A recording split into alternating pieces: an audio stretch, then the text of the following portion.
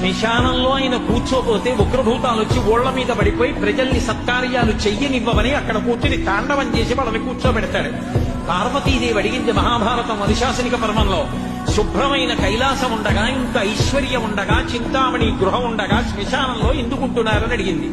అడిగితే ఆయన చెప్పాడు, పార్వతి బతికున్న నాళ్లు అన్ని చోట్లకి వెడతారు,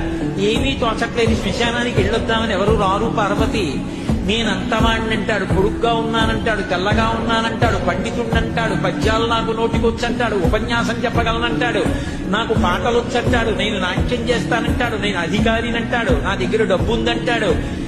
నేను పాట పాడగలనంటాడు. ఇన్ని ఉన్నాయనుకున్న వాడిలోంచి ఊపిరి బయటికి వెళ్ళిపోయిన తరువాత వాడిని తీసుకెళ్లి 4 కొత్త కర్రల మీద పడుకోబెట్టి చాప చుట్టి తాడు కట్టి పైన నూలు బట్ట కప్పి తీసుకొచ్చి అన్నీ తీసేసి కర్రల మీద పడుకోబెట్టి కాల్చేస్తుంటే జీవుడు లేచి నిలబడి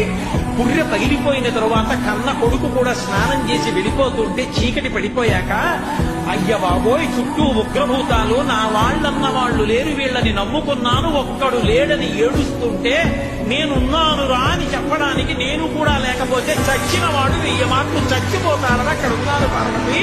నా కర్మకాలక్కడైనా